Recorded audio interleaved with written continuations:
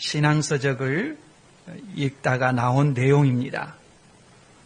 어떤 사람이 미국의 부동산 투자 전문가에게 부동산을 살 때 고려해야 될 가장 중요한 것이 무엇입니까? 라고 이렇게 물었습니다. 그 전문가가 대답을 했습니다. 첫째는 위치요. 둘째도 위치요. 셋째도 위치입니다. 이렇게 대답을 했습니다. 신앙서적에 읽다가 나온 내용에서 저는 별 생각 없이 지나갔는데 나중에 책을 읽은 다음에 기억되는 내용은 그것 하나밖에 없습니다. 부동산 투자가 무엇을 가장 중요시 여기는가? 그 사람은 그런 관점으로 땅이나 건물이나 그런 토지를 보는구나 하는 것을 알게 됐습니다. 그런데 이런 그 공간의 중요성에 대해서 그런 투자 전문가가 아니면서도 누구보다도 중요시 여기는 사람들이 있었습니다. 이스라엘 사람들입니다. 이스라엘은 공간에 대한 자부심이 대단한 민족이었습니다. 이스라엘이 나라로 이렇게 유지되고 있는 동안에 그 주변에는 강대국들이 포진하고 있었죠. 아수르도 있었고 바벨론도 있었고 그들은 다 이스라엘의 위협적인 존재였습니다. 그런 주변 국가 강대국의 위협에도 불구하고 이스라엘은 절대 자기 나라들은 망하지 않을 것이라는 그런 확신을 가지고 있었습니다. 이유는 무엇이냐? 예루살렘에 하나님의 임재를 상징하는 언약궤가 있기 때문이다. 이렇게 생각했습니다. 하나님께서 하나님의 임재의 상징인 언약궤를 둔 성전을 절대적으로 보호하실 것이다. 맹신에 가깝게 믿었던 것이죠. 그런데 선지자들이 나와가지고 너희들이 언약궤가 예루살렘 성전에 있다고 해서 나라가 망하지 않을 것처럼 생각한다면 그건 착각이다라고 선포했습니다. 성전이 화려하다고, 성전에서 제사를 많이 드린다고, 제물을 많이 바친다고 나라가 번영한다. 하나님께서 보호하신다. 착각하지 말라고 외쳤습니다. 사람들이 듣기 싫어했지만 선지자들은 외쳤습니다. 하나님의 말씀에 순종하는 것이 무엇보다 중요한 것이다 라고 외쳤죠. 그런데 이스라엘은 이 선지자들의 외침대로 결국 심판을 받았고 나라가 망했습니다. 성전도 황폐화되었습니다. 나라가 망한 다음에 이스라엘 백성들은 아수르로 또 세계 각처로 흩어졌고 유다는 바벨론으로 포로로 끌려갔고 예루살렘 성전은 그냥 황폐화됐습니다. 더 이상 성전이 그들의 중심이 되지 못했습니다. 삶의 중심이 되는 공간을 강제로 빼앗겼습니다. 누구보다도 공간에 대한 애착과 사랑이 컸던 이스라엘 민족에게는 아주 큰 상처였죠. 그런데 그 다음에 이스라엘 백성은 공간 중심에서 장소 중심에서 시간 중심으로 바뀌어집니다. 특별히 안식일은 이스라엘 백성의 정체성과 같았습니다. 저는 전에는 공간 때문에 그들의 정체성을 찾았는데 이제는 시간에서 이스라엘 백성들 자신의 정체성을 찾습니다. 특별히 안식일이 그랬습니다. 유대 신학자 아브라함 조슈아 헷셀이라는 사람이 있는데 이 헷셀은 말하기를 안식일은 시간의 지성소다 이렇게 표현했습니다. 책 제목이 시간의 지성소 안식일입니다. 전에 이 지성소는 성소 중에 성소를 지성소라고 하는데 이 지성소는 아무나 들어갈 수가 없었습니다. 아무나 들어갈 수 없는 그 지성소의 공간의 자리를 이제 안식일에 부여한 것입니다. 안식일도 지성소처럼 취급을 받기 시작했습니다. 안식일을 지키기 위해서 온갖 까다로운 규례들이 생겨났습니다. 나중에는 도대체 무엇을 위한 안식일인지 알 수가 없게 됐습니다. 안식일을 위한 안식일처럼 됐습니다. 안식일을 지키기 위해서 열심히 했습니다. 왜, 무엇 때문에 안식일을 지키는지에 대해서 깊은 생각을 하지 못했죠. 예수님께서 오셔서 안식일의 의미를 회복시켜 주셨습니다. 예수님은 인자는 안식일의 주인이라고 하셨습니다. 대단히 중요한 내용이죠. 안식일이 지향하는 대상은 예수님입니다. 안식일에 예수님이 계시지 않는다면 안식일을 별스럽게 지킨다 하더라도 안식일과 상관이 없는 것입니다. 예수님은 안식일의 완성자이십니다. 성전에서 많은 제사를 드려도 하나님과 상관이 없는 피 흘림이 될 수 있는 것처럼 안식일 준수를 아무리 요란 법석을 떨면서 지키더라도 그 안에 예수님이 계시지 않는다면 안식일과 상관이 없는 것이죠. 말하자면 이런 것입니다. 어떤 세계적인 회담을 어느 장소에서 개최하기로 했습니다. 보안 요원들이 그 회담 장소에 아무도 들어가지 못하도록 철동 같은 경비를 합니다. 심지어 이 회담 장소에서 회담을 해야 될 당사자도 못 들어가게 막아버린다면 이건 경비가 지나친 것이 아니라 의미를 상실하는 것이죠. 안식일도 그런 식으로 할 수가 있습니다. 안식일을 철저하게 지킨다고 하지만은 그 속에 예수님이 계시지 않는다면 그건 안식일이 아닌 것이죠. 유대인들이 안식일을 철저하게 지킨다면서 안식일의 주인이신 예수님을 배척한다면 안식일 준수가 아닌 것입니다. 예수님께서 안식일의 주인은 예수님이라고 말씀하셨을 때 이것은 안식일을 어떻게 보내야 되는가에 대한 모든 해석의 가장 중요한 원리, 최고의 해석 지침이 되는 것이죠. 내가 일하는 것에서 놓이는 것, 일을 멈추는 것, 그것이 최종 목표가 아닙니다. 일에서 놓이는 것은 출발점이고 그 다음에 안식일의 주인이신 예수님과 어떤 관계를 맺느냐 하는 것이 핵심이죠. 참된 안식은 예수 그리스도 안에서 내가 안식을 누리는 것입니다.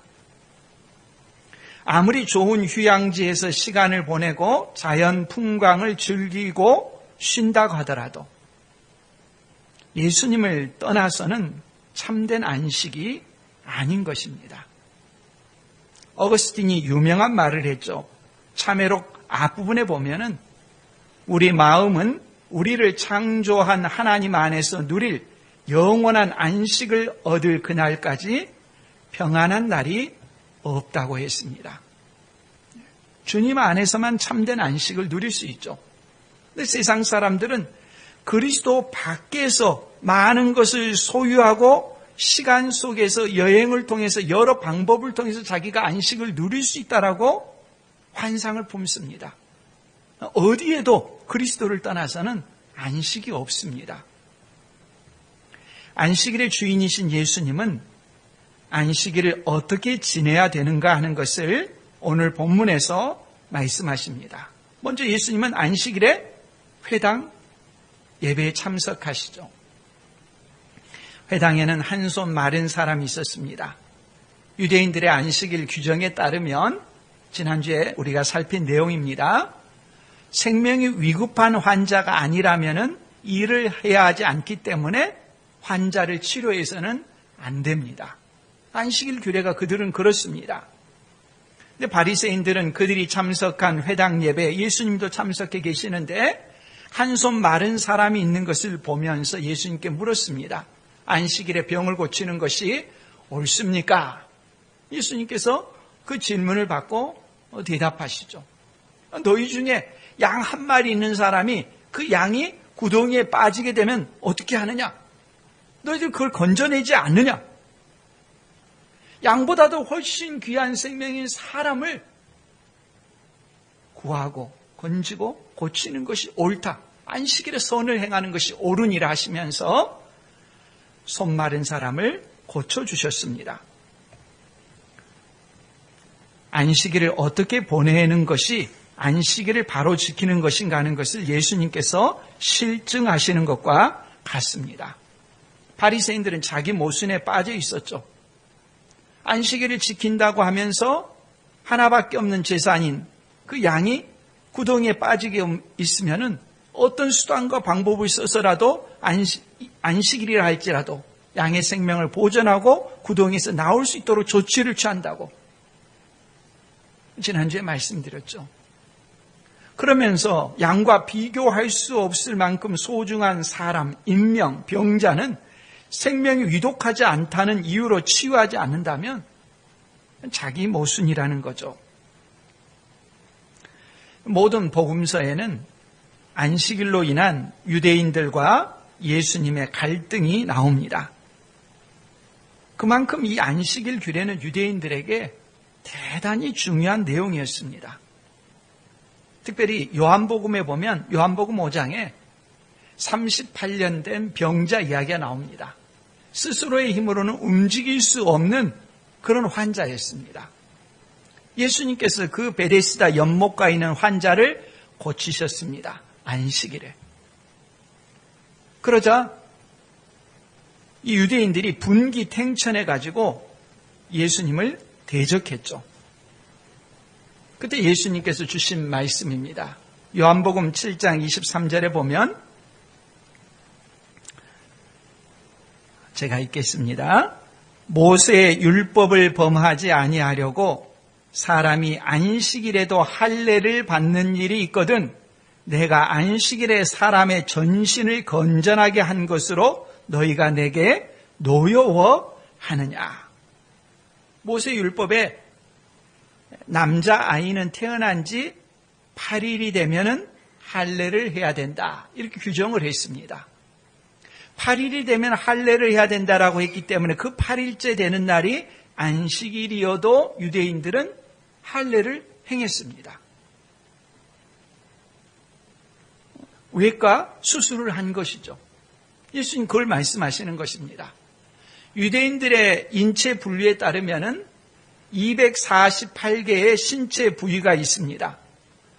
248개 중에 한 지체에 장애가 있을 때, 248개 중에 한 지체에 해당하는 것에 외과 시술을 했다면 전신을 움직일 수 없는 사람을 예수님께서 안식일에 고치신 것이 도대체 무슨 문제가 되느냐? 너희들이 모세의 법을 지키기 위해서 율법을 지킨다는 미명하에 안식일에도 할례를 행하면서 안식일에 전신을 움직이지 못하는 38년이나 된 병자를 고치는 것이 도대체 왜 문제가 되는 것이냐? 그들에게 말씀하시는 것이죠. 우리는 그런 식의 실수와 잘못을 행할 때가 적지 않습니다. 오래전에 제가 민방위 훈련을 할 때 강사가 나와서 심정지 상태인 사람에게 CPR 하는 거, 막 가슴을 눌러가지고 호흡을 하게 하는 거 있지 않습니까? 그걸 하는 것입니다. 심폐소생술이요. 심폐소생술을 하는 것을 다 할 수 있도록 가르치고 다 그걸 하게 실습을 했습니다. 근데 가르치시는 분이 이런 말을 해요. 흉부 압박으로 뼈가 부러질 수 있고 자기가 심폐소생술을 했는데도 그 사람이 죽게 되면은 그 흔적이 남아서 심폐소생술을 행한 사람이 나중에 법적 책임을 추궁당하니까 하지 않는 것이 좋습니다. 이렇게 말하는 거예요. 저는 들을 때 죄송합니다. 화가 막 치밀더라고요. 그러려면 왜 가르칩니까? 사람이 위기에 처했는데 위기에 내가 할 수 있는 모든 방법을 다 동원해야 되는 거 아닌가요? 근데 나중에 자신에게 법적인 책임이 추궁될 것이 두려워서 하지 않았다. 이거 하나님께서 기뻐하실 일은 아니겠죠. 물론 나중에 법이 저는 개정된 걸로 알고 있는데요. 어떤 자기에게 책임 추궁 당할 것이 두려워가지고 아예 손을 대지 않는 방식, 이런 식의 어떤 해석하는 체계라든지 하는 방식들이 우리 주변에 적지 않습니다. 바리새인들의 방식이 그와 같은 것들이었죠. 나름의 어떤 해석을 하지만 전체적인 내용들, 하나님께서 사람에게 요구하시는 것들, 그 근본 원리에서는 벗어나는 방식들이 너무 많은 것입니다. 바리새인들은 자신들의 안식일 해석과 충돌하는 예수님의 가르침, 또 예수님을 더 이상 묵과할 수가 없었습니다. 14절에 보면 바리새인들이 나가서 어떻게 하여 예수를 죽일까 의논하거늘 이라고 말씀합니다. 예수님의 말씀을 받아들이지 않는 것은 결코 중립 상태가 아닙니다. 그 상태에 머무는 것이 결코 아닙니다. 예수님의 말씀을 받아들이지 않는 것은 중지 상태가 아니라는 것을 항상 잊지 않아야 됩니다. 비유로 말하자면요, 지금 막 불이 타오르고 있는데 그 불 옆에는 강력한 인화성 물질이 있습니다. 예수님의 말씀을 받아들이지 않는 것은 강력한 불이 이렇게 타오르고 옆에 인화성 물질이 있는데 내가 아무런 조치를 취하고 있지 않다라고 말하는 것과 똑같습니다. 이 불은 반드시 인화성 물질에 붙게 되어 있고 심지어는 폭발하게 되어 있습니다. 주님의 말씀을 우리가 듣고도 그 말씀이 우리에게 명하는 것을 순종하지 않으면 아무 일도 일어나지 않는 그 상태 그대로라고 생각하면 엄청난 착각입니다. 그 마귀가 우리를 속이는 것입니다. 하나님의 말씀을 우리가 듣고 실천에 옮기지 않게 되면은 그것은 그 다음으로 나아가게 되어 있습니다. 바리새인과 같습니다. 예수의 말씀을 듣고도 순종하지 않고 받아들이지 않을 때 그들은 예수님을 어떻게 하면 죽일까 의논하는 방식으로 진행되고 있는 것이죠. 사람이 누군가를 죽이려고 구체적으로 마음먹고 실행을 논의하는 것은 일평생에 거의 일어나지 않을 일입니다. 저는 한 번도 그런 생각을 해본 적이 없습니다. 아마 여러분도 그럴 것입니다. 어떻게 여러분이 흉기를 가지고 어떤 방식으로 다른 사람을 죽일 것인가 그런 생각을 합니까? 주님의 말씀을 받아들이지 않으면 주님이 구체적으로 그들에게 어떤 위해를 가한 적이 없음에도 불구하고 그들이 가지고 있던 시간의 지성소라는 이 자기들의 정체성에 해당하는 안식일 개념이 훼손되었다고 분노하고 있는 것입니다. 만일에 살인을 온도로 측정할 수 있다면 그들은 끓는 점에 달한 것입니다. 이런 바리새인들의 살인 음모에 대해서 예수님께서는 어떻게 반응하셨는가, 왜 그렇게 반응하셨는가 하는 것을 말씀하는 것이 지난주에 이어서 오늘 우리가 살필 내용입니다. 예수님의 말씀을 받아들이지 않고 죽이려고 음모를 꾸미는 바리새인들에 대한 예수님의 반응은 무엇이냐? 15절에 보면 예수께서 아시고 거기를 떠나가시니라고 했습니다. 바리새인들과 싸우지 않고 물러나신 것입니다. 회당에 참석한 사람들은 이 바리새인들과 예수님 사이에 그 설전을 보면서 그 바리새인들의 분기탱천한 모습을 보면서 이제 큰 싸움이 일어날 것이라고 예상하고 있습니다. 그 다음에 어떤 일이 일어날까 눈여겨보고 있습니다. 전혀 사람이 기대하고는 전혀 다릅니다. 큰 싸움이 일어나지 않습니다. 시작도 하지 않습니다. 예수님께서 그냥 회당을 떠나시는 거죠.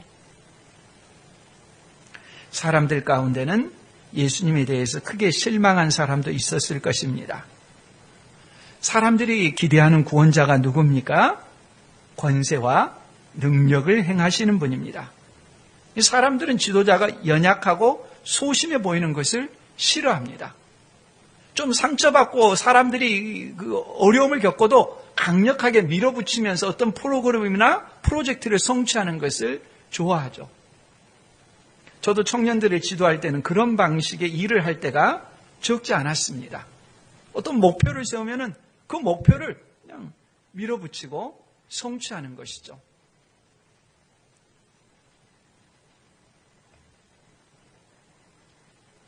세상의 그런 가치관에 따르면 바리새인들을 혼내주거나 심판하셔야지 구원자의 면모를 갖출 뿐이라고 여겨질 것이고 환호성을 받을 것입니다.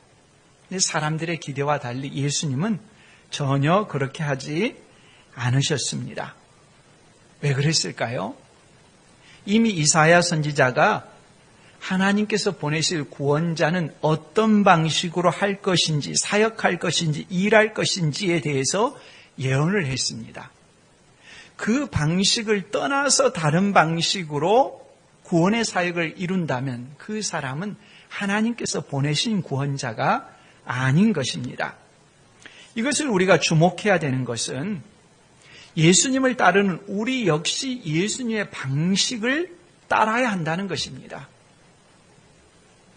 교회에 유력한 사람들이 출석한다고 해서 그런 사람들이 출석한다는 것을 내세우고 행정관청이나 지자체에 압력을 가하고 목소리를 높이는 것은 대단히 세속적인 것입니다. 잘못된 방식으로 흐르기 쉽습니다. 이사야 선지자는 하나님께서 우리의 구원자로 오실 분에 대해서 예언을 했는데 특별히 이 예언을 일컬어서 이사야서에 보면 여호와의 종의 노래다라고 말합니다. 이사야서에 4번에 걸쳐서 종의 노래가 나옵니다. 그중에 첫 번째 것이 오늘 본문에 인용되어 있는 말씀이죠. 이사야 42장 1절에서 4절의 내용을 본문에 인용했습니다. 마태복음에 보면은 성취 인용문이라는 무엇함을 이루려 함이라. 오늘 본문에도 보면은 그런 표현이 나오죠. 21절 끝부분에 뭐뭐함을 이루려 하심이니라. 마태복음에 이 성취 인용문이 10번이 나옵니다. 구약의 내용을 인용하면서 그 내용을 이루려 함이니라 라고 말씀하죠. 구약의 내용을 인용한 것 가운데 가장 길게 인용한 본문이 이사야 42장 내용을 인용한 오늘 본문 말씀입니다.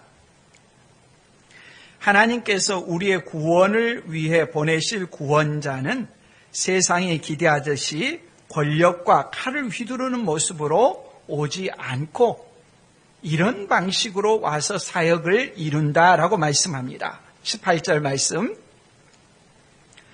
보라, 내가 택한 종, 곧 내 마음에 기뻐하는 바 내가 사랑하는 자로다 라고 말합니다. 하나님께서 우리의 구원을 이루기 위해서 구원자를 보내주시는데 그 구원자의 칭호가 무엇인가 하면 종입니다. 여호와의 종 이렇게 표현하죠.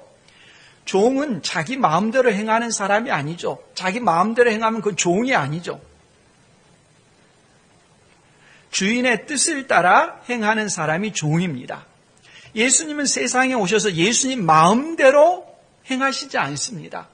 보내신 분 하나님 아버지의 뜻에 따라서 철저하게 순종하는 방식으로 구원의 사역을 이루십니다.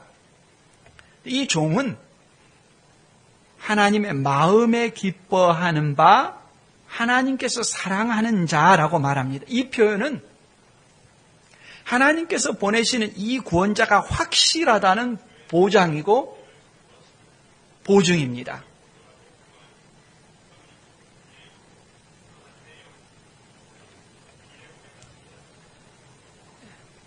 하나님께서 기뻐하시고 하나님께서 사랑한다. 무엇보다도 확실한 보증이죠. 사람이 누군가에 대해서 보증하는 것은 확실하지 못하죠. 보증을 썼지만은 그 보증한 뜻을 이루지 못할 때가 많이 있죠. 하나님은 다릅니다. 하나님께서 사랑하시고 하나님께서 기뻐하신다면은 이 사역은 확실하다. 하나님께서 보증하는 존재다라고 하는 것을 말씀하는 것이죠. 이 말씀은 이미 우리가 대한 적이 있다는 것을 기억하실 것입니다. 예수님께서 공생애를 시작하시면서 요단강에 가셔서 세례 요한에게 세례를 받으셨죠. 세례를 받으실 때, 공생애를 출발하실 때 바로 이때 하나님께서 하늘이 열리면서 하나님의 음성이 세례받는 예수님께 들렸습니다. 그 음성이 무엇입니까? 마태복음 3장 16, 17절 말씀에 보면 예수께서 세례를 받으시고 곧 물에서 올라오실새 하늘이 열리고 하나님의 성령이 비둘기같이 내려 자기 위에 임하심을 보시더니 하늘로부터 소리가 있어 말씀하시되 이는 내 사랑하는 아들이요 내 기뻐하는 자라. 예수님께서 공생애를 시작하시는데 어떤 방식으로 공생애 사역을 이루어야지 구원의 사역이 되느냐는 것을 처음 출발점부터 분명하게 하셨습니다. 하나님의 방식대로 여호와의 종으로서 사역을 해야 되지 예수님 마음대로 해서는 그건 구원의 사역이 아닙니다. 또 언제 나오느냐? 마태복음 17장에 보면 예수님께서 세 제자를 데리고 변화산에 올라가십니다. 변화산에 올라가셔서 예수님이 변하시죠. 그 상황 속에서 다시 또 하늘에서 음성이 들립니다. 마태복음 17장 5절에 보면 말할 때에 호련히 빛난 구름이 그들을 덮으며 구름 속에서 소리가 나서 이르시되 이는 내 사랑하는 아들이요 내 기뻐하는 자니 너희는 그의 말을 들으라. 또 이 핵심적인 말씀이 등장합니다. 예수님은 예수님의 사역을 행하실 때 시종일관 하나님께서 사랑하시고 기뻐하시는 종으로서 오셨고 사셨고 행하신 것입니다. 우리는 이 중요한 사실을 놓칠 때가 자주 있습니다. 우리는 우리가 좋아하고 우리가 기뻐하고 우리가 사랑하는 방법을 마치 하나님의 방법인 것처럼 착각하기 쉬운 것입니다. 근데 우리의 방법은 대개 무엇입니까? 세상 사람들의 방식일 때가 많이 있어요. 권력과 부와 재능을 세상에 과시하는 그런 방식이죠. 그러나 하나님께서 예수님께 요구하셨던 방식은 무엇입니까? 십자가의 길이었죠. 순종의 길이었죠. 종의 방식이었죠. 그리스도인도 세상 사람과 똑같이 돈과 권력으로 무엇인가를 이루려고 한다면 세상 사람이 자기들과 똑같은 경쟁자고 똑같은 방식이라고 하고 그렇게 여기겠죠. 세상은 주목하지 않겠죠. 그러나 그리스도인들이 권력과 부와 재산을 내세우지 않고 모욕과 수욕을 당하면서도 인내하면서 믿음을 가지고 살아갈 때 그 방식 속에서 세상이 주목하는 것이죠. 예수님께서 이 사역을 감당할 수 있도록 하나님께서는 하나님의 영을 부어주신다고 말씀합니다. 하나님의 기뻐하시는 자에게 그래서 세례를 받으실 때 하나님의 영을 부어주셨죠. 한량없이 부어주셨죠. 그러므로 여호와의 종의 사역은 힘과 무력과 칼이 아니라 성령으로 행하는 것입니다. 스가랴 4장 6절 말씀에 보면 유다 백성들이 바벨론의 포로로 끌려갔다가 나중에 다시 바벨론에서 유다로 귀환합니다. 그들이 예루살렘 성전을 재건하려고 할 때 그들의 힘이 너무 미약해서 처음에는 포기했습니다. 15년 뒤에 스가랴 선지자가 와가지고 너희들이 어떻게 성전을 재건하는 줄 아느냐? 스가랴 4장 6절 말씀 후반부에 보면 여호와께서 스룹바벨에게 하신 말씀이 이러하니라. 만군의 여호와께서 말씀하시되 이는 힘으로 되지 아니하며 능력으로 되지 아니하고 오직 나의 영으로 되느니라. 성전 재건도 힘으로 되지 않고 능력으로 되지 않고 오직 하나님의 영, 성령으로 됩니다. 이걸 읽었으니 우리는 신령하다, 영적이다 이렇게 표현을 하죠. 하나님의 백성들은 신령한 삶을 살고 신령한 방식으로 일을 행합니다. 종이 하는 일이 무엇이냐? 정의입니다.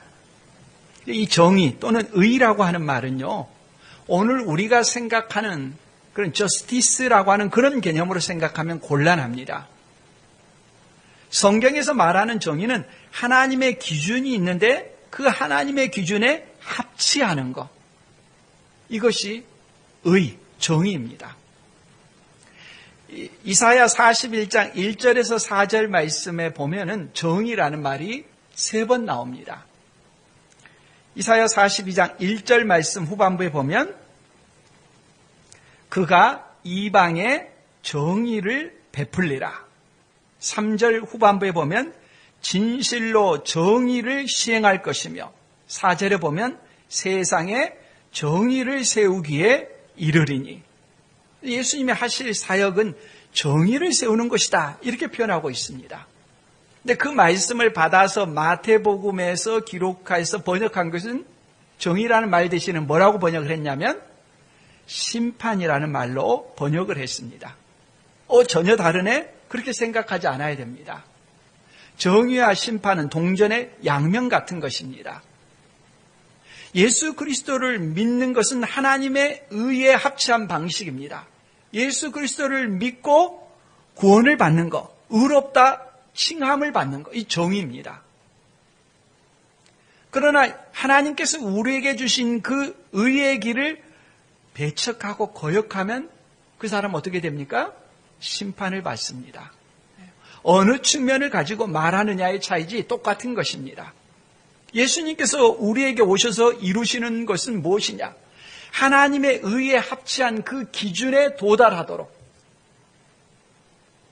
그 하나님의 의는 십자가의 의죠. 죄에 대해서 심판하시고 예수님께서 이루신 그 의를 우리에게 믿는 자에게 거저 주시는 것이죠.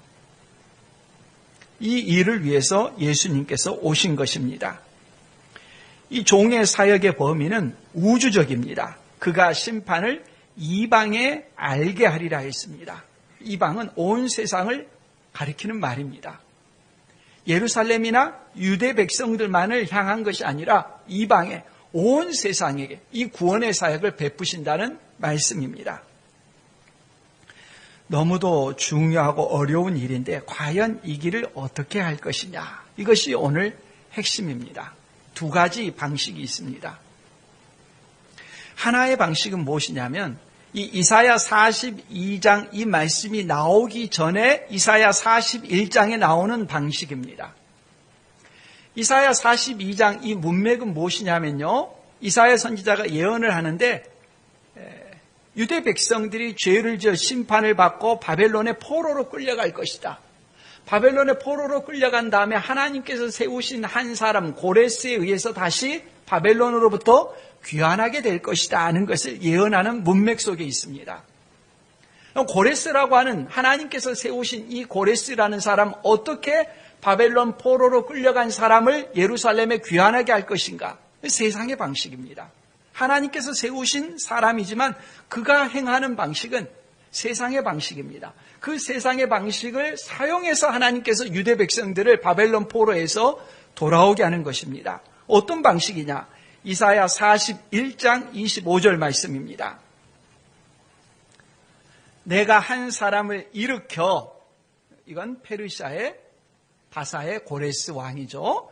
내가 한 사람을 일으켜 북방에서 오게 하며 내 이름을 부르는 자를 해 돋는 곳에서 오게 하였나니 그가 이르러 고관들을 석회같이 토기장이가 진흙을 밟으면 같이 하리니.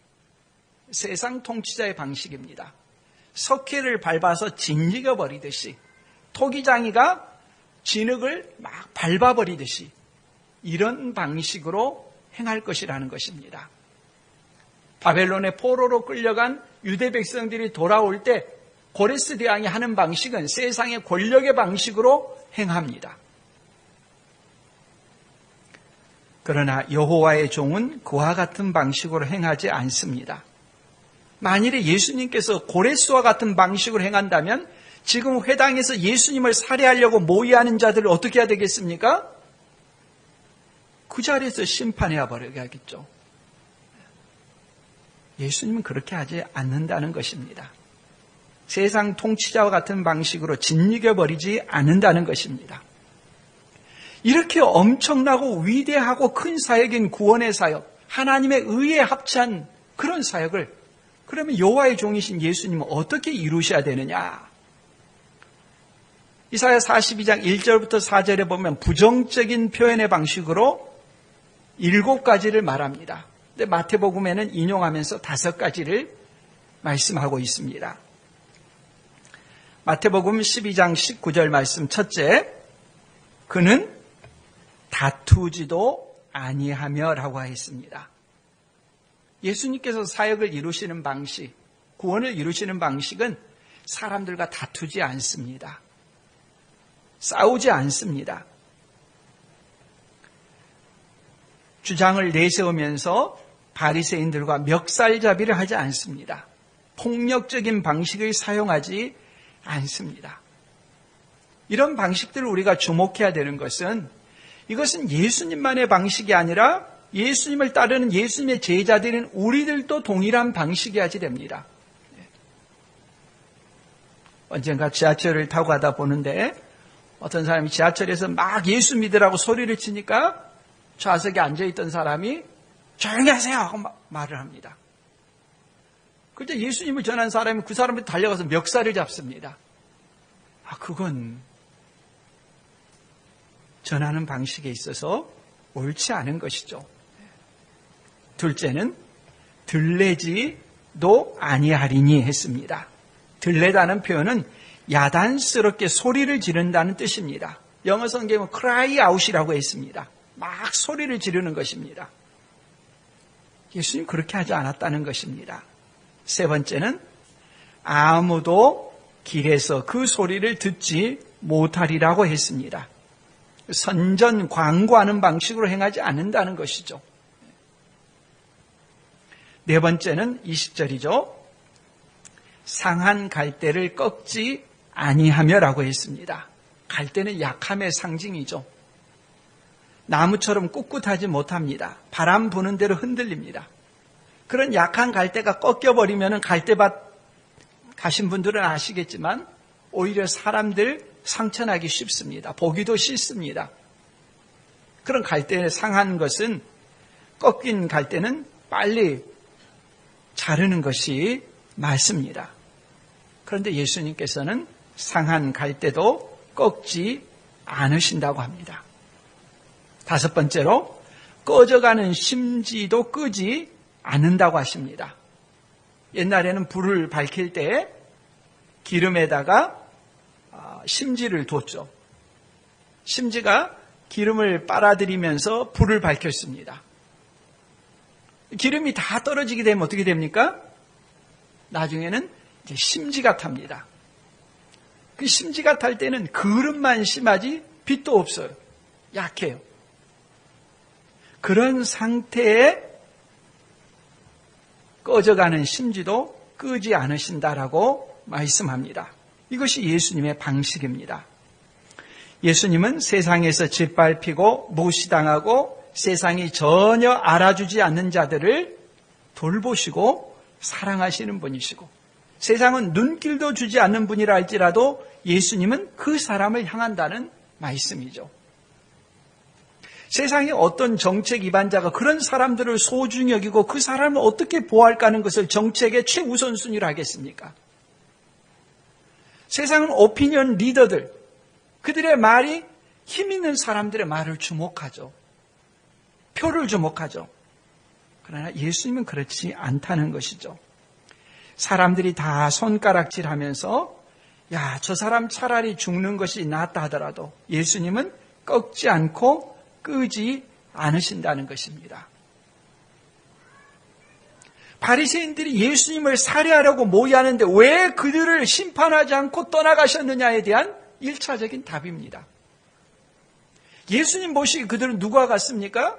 꺼져가는 심지와 같습니다. 내버려 두어도 영원한 형벌과 심판을 받게 되어 있는 사람입니다. 그런 사람이라고 할지라도 예수님께서는 불어버리시지 않습니다.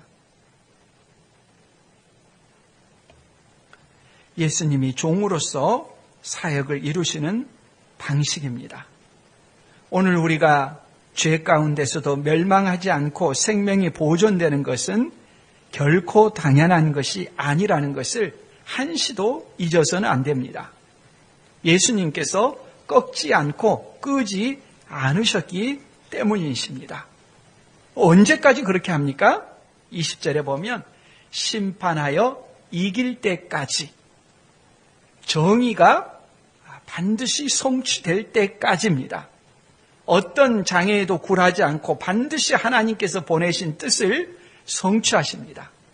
사람들은 예수님의 방식을 보고서, 십자가에 못 박혀 죽으시는 예수님의 방식을 보고서 자기도 구원하지 못하는 자라고 옆에 있는 강도가 말할 만큼, 당신 자신이나 구원하시오라고 사람들이 말할 만큼 연약해 보였고 무력해 보였습니다. 그러나 오늘 누가 예수님의 방식이 잘못됐다고 말할 수가 있겠습니까? 바로 그 예수님의 방식이 하나님의 기준에 합치했고 하나님께서 받으시는 생명의 제사였고 그 예수님의 죽으심을 통해서 믿는 자들을 구원하시는 능력이 되었던 것이죠. 예수님의 방법은 또한 오늘 우리의 방법이어야 됩니다. 믿지 않는 주변에 사람들이 있고 완악한 사람들이 있을 때 내가 힘이 있다고 해서 갑에 이취해서 그 상대방을 짓누르거나 압력을 가하거나 그렇게 행해서는 안 됩니다. 자신의 부하 직원이 말을 듣지 않고 그렇다고 해서 자기가 어떤 힘이나 권세가 있다고 해서 그 권세를 남용하고 사용해가지고 그 사람을 변화시키겠다. 그런 방식으로 하지 않습니다. 하나님의 자녀들은 예수님의 방식대로 살아가며 행해야 합니다. 그 사랑의 방식이죠. 근데 사랑의 방식을 우리가 행할 수 있습니까? 우리는 절대 그렇게 행하지 못합니다. 그렇게 행하는 것처럼 보일지 몰라도 우리는 그렇게 행할 수 없는 존재들입니다. 그래서 어떻게 해야 됩니까? 성령께서 함께 하셔야 됩니다. 우리의 무력함을 주님 앞에 고백하고 주님 내가 사랑하고자 하지만 용서하고자 하지만 주님께로 인도하고자 하지만 내게서 불쑥불쑥 참을 수 없는 분노가 일어나고 그걸 견디지 못하는 마음들이 있습니다. 나는 그렇게 행할 수 없습니다. 나를 불쌍히 여겨 주십시오. 하나님 앞에 기도하고 주의 성령을 힘입어서 우리가 이 일을 행해 나가는 것입니다. 안식일은 우리에게 안식이 남아있다는 것을 가르쳐주는 매우 소중한 계명입니다.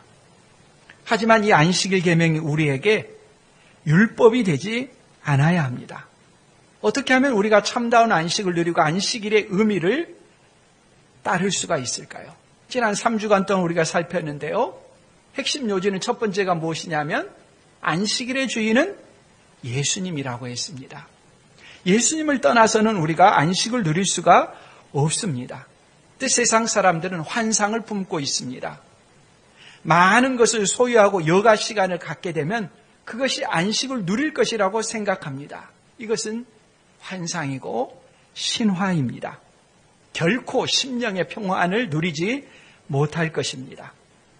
소유가 많다고 해서 세상의 재벌들이 안식을 누립니까? 그렇지 못합니다.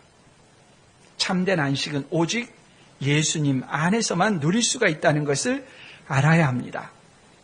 또 우리가 알아야 되는 것은 안식일에 일을 하지 않는 것이 최종 목적이 아니라는 것입니다. 바리새인들은 안식일에 일을 하지 못하도록 그냥 눈을 부라리면서 이 일의 개념을 가지고 사람들을 괴롭게 하고 힘들게 하고 율법주의로 나갔죠. 일을 하지 않는 것이 목적이 아니라 무슨 일을 하느냐는 것이 중요합니다. 예수님 안식일에 회당에 참석하셨습니다. 안식일에 일을 하는 건 최종 목적이 아니라 우리가 일의 노예가 되기 쉽고 돈의 노예가 되기 쉬운 이 상태, 이 세상에 얽매기 쉬운 상태를 내려놓고 우리는 영원을 지향하는 존재이고 하나님과 교제하도록 지음받은 존재라는 것을 기억하고 상기하고 지향하도록 우리가 일에서 노임을 받고 하나님께 향하도록 하는 것, 이 적극적인 의미가 안식의 참된 의미인 것입니다. 안식일에는 선을 행하는 것이 옳으니라라고 하시면서 한 손 마른 사람을 예수님께서 고치셨죠. 일을 행한다라고 볼 것이 아니라 바른 안식을 누리도록 회복시켜주는 것입니다. 이 순서도 중요하죠. 선을 행하는 것이 옳으니라가 첫째가 아닙니다. 먼저 안식일의 주인이 예수님이라는 것. 신본주의죠. 신본주의 다음에 안식일에 선을 행하는 것. 안식일을 참답게 누리지 못하는 사람들을 돌보는 것. 사람을 돌보는 사역으로 나아가는 것이죠. 안식일의 주인이신 예수님을 떠나서 그냥 안식일에 선을 행하는 것이 옳으니라라고 나가게 되면 이건 휴머니즘이죠. 인본주의가 되죠. 순서가 어긋나게 되면 그것이야말로 우상숭배가 되는 것이죠. 안식일을 어떻게 보내야 되느냐? 지난주에 이어서 이번 주에도 주보에 보면 제네바 요리 문답이 나와 있습니다. 여러분이 시간을 내셔서 그 내용을 천천히 읽어보시면 좋겠습니다. 지금은 아니고요. 마지막으로 안식에 있어서 정말 중요한 것이 무엇이냐? 왜 예수님 안에만 안식이 있다고 하느냐는 것입니다. 우리 모두는 세상에 태어나서 살아가면서 점차 깊이 깨닫게 되는 것이 있습니다. 그것은 우리에게 무거운 짐이 있다는 것입니다. 무슨 짐일까요? 죄의 짐입니다. 사람마다 죄로 고통받고 있습니다. 스스로의 힘으로는 이 죄의 고통에서 벗어날 수가 없습니다. 이 죄의 고통은 다양한 방식으로 사람들을 비참한 상태로 이르게 합니다. 사람 안에 있는 죄가 좋지 않은 습관 때문에 여러 좋지 않은 방식으로 사람들과의 관계에서나 자기의 삶에 있어서나 결과물들이 나타나고 있죠. 이런 죄의 무거운 짐에서 우리가 어떻게 벗어날 수 있느냐? 돈을 많이 벌어서 벗어날 수 있느냐? 높은 지위에 오르면 벗어날 수 있느냐? 전혀 그렇지 않습니다. 죄의 짐에서 벗어날 수 있는 길은 하나밖에 없습니다. 예수 그리스도를 믿고 그리스도 안에 있을 때, 우리의 모든 무거운 짐을 주께 맡길 때 심령의 평안함이 있고 어느 자리에 있거나 그 사람 안에 안식이 깃들기 시작합니다. 그런데도 사람들은 마치 자기가 휴가가 짧기 때문에 돈이 없어서 안식을 누리지 못하는 것처럼 생각합니다. 돈이 많다고 자기 마음대로 아무 곳이나 여행 갈 수 있는 그런 여유가 있다고 사람이 안식을 누리는 것이 결코 아닙니다.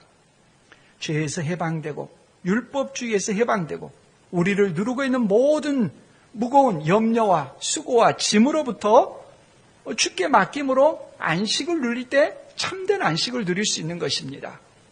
바라기는 이번 여름에 여러분들이 그리스도 안에서 이 참된 안식의 의미를 깨닫고 이 무더위 가운데 그리스도 안에서 참된 안식을 누리는 우리 모두가 될 수 있기를 바랍니다.